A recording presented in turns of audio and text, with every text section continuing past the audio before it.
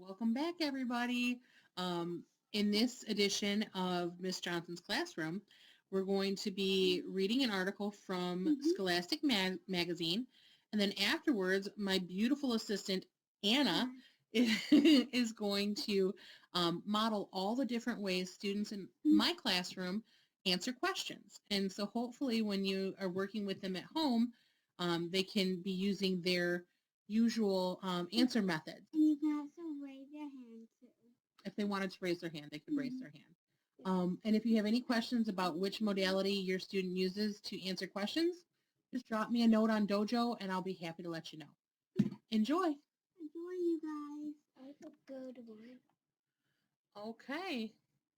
The name of our article is Pedaling to Power. Mhm.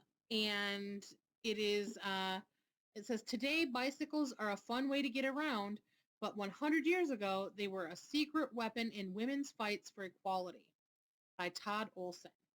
We have some key vocabulary here. We have garments, which are pieces of clothing. Practical means appropriate or suited for actual use.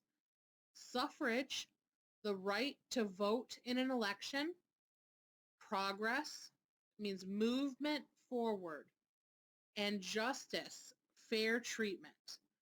Okay, and we have a video to watch before we read our text. The fight for voting rights. Voting. It's one of the most basic rights of every American. That's because the United States is a democracy. That means just about any U.S. citizen who is at least 18 years old can register or sign up to vote for our government leaders. But this wasn't always the case. In 1789, George Washington was unanimously elected the first president of the United States. Back then, only white men who were 21 and older and owned land or businesses were allowed to vote. At the time, that was only about 6% of the U.S. population. For the next 150 years, people fought to change that. In 1870, the 15th Amendment to the Constitution granted voting rights to formerly enslaved African American men. Women were granted suffrage, or the right to vote, in 1920, when the 19th Amendment to the Constitution was adopted.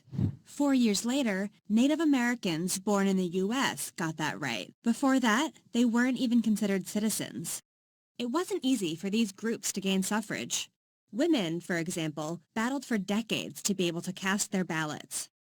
Suffragists like Susan B. Anthony, Elizabeth Cady Stanton, Alice Paul, and thousands of others marched and protested, often while being violently attacked. Many were even jailed for protesting or trying to vote. And even when African Americans and Native Americans did win the right to vote, many weren't allowed to exercise it. Some people didn't want African Americans to have a say in our government. Many states, especially in the South, created unfair laws that made it nearly impossible for black people to vote. Some black voters were forced to pay poll taxes, or fees for registering to vote, that they couldn't afford. Others were required to take literacy tests that were purposely confusing. And some white officials even used violence to keep African Americans from registering to vote. Finally, after years of pain and sacrifice, the U.S. passed the Voting Rights Act of 1965. It eliminated those unfair restrictions. And in 1971, the voting age was lowered to 18, marking the last major change to voting rights in the U.S. Not everyone in the world has the chance to vote. In many other countries, people continue to fight for voting rights to this day. Voting doesn't mean everyone always gets what they want, but it at least gives them the opportunity to make their voices heard. You may be too young to vote, but you can still make a difference. Now that you know about the struggle for suffrage, talk to the adults in your life about the importance of voting.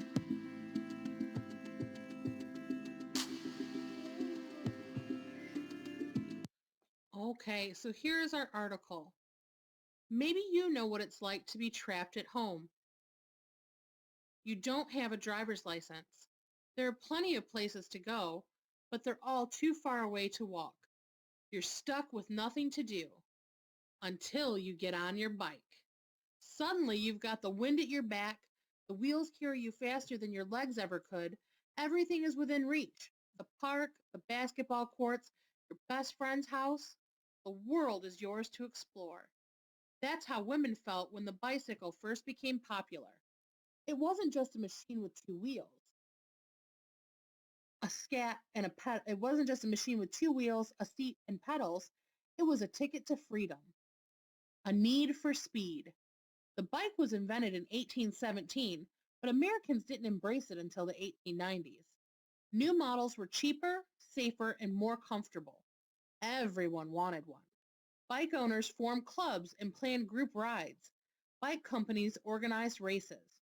For women, the bicycle arrived at just the right time. To many of them, the home felt like a prison. Not many jobs were available to women outside the house. Instead, they were expected to spend their time doing housework and raising children. For women who wanted to go out, traveling wasn't easy.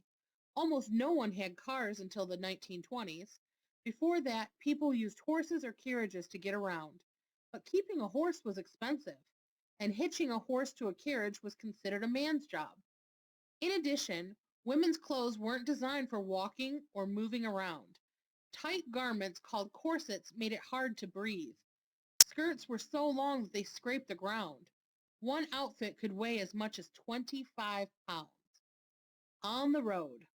In the 1890s, bikes finally helped women to get out of the house. They were cheap, and women didn't need a man's help to ride them. Country roads and city streets filled up with women riders. As bikes became more popular, women had to change the way they dressed. It wasn't just hard to ride in a corset and long skirt. It was also dangerous. So some wore shorter skirts. Others put on baggy pants called bloomers. Many people were shocked to see women on wheels. They worried that bike riding women would ignore their duties at home. They complained that bloomers made women look like men. But women just kept on riding. They rode to church. They rode to social events. They rode to get exercise. By the 1900s, at least one-third of new cyclists were women. The new woman. The bicycle gave its women riders a brand new feeling of confidence. They won independence from men. They gained the freedom to move around, and they wanted more. People began to talk about the new woman of the 1890s. The new woman wore practical clothes. She wanted to go to college. She wanted a job. And she joined a growing movement to win the right to vote, often riding her bikes to meetings and protests. Susan B. Anthony helped start that movement in the 1840s. By the 1890s, she was too old to learn how to ride a bike, but she understood why it was so important. The bicycle, she said, has done more to free women than any one thing in the world. All right, and that's where we're going to stop right now.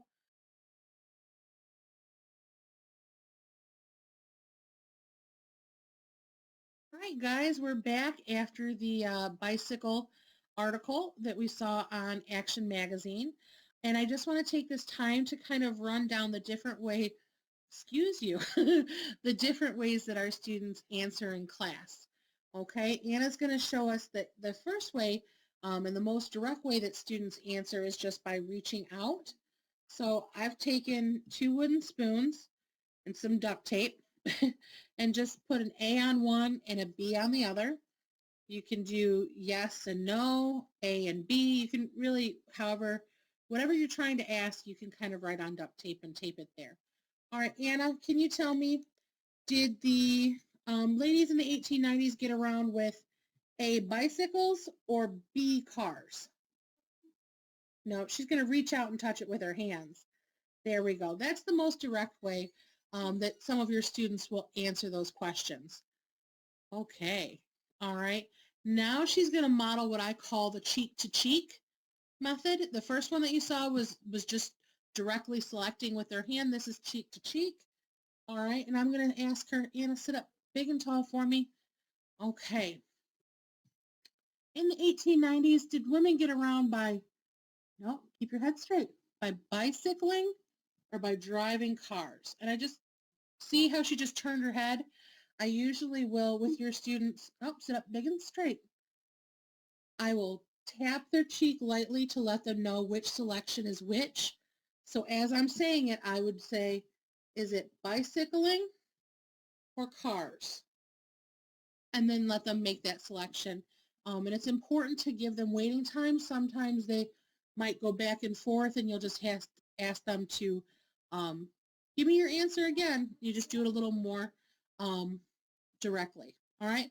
And the final way that some of your children answer is by eye gaze. Okay. And this can be the most subtle way to answer. So if they're eye gazing, it's important to keep the paddles. Sit up big and straight for me back here, Anna. Okay. It's important to keep the paddles about 10 to 12 inches away from their face and pretty far apart so that it can be very clear. Anna, look at the camera. All right, now, Anna, here, sit up big and straight for me. In our magazine article, did the women ride bicycles or drive cars? No, we're going to just do it with our eyes. Remember, Anna? Here, just look with your eyes. Bicycle or cars?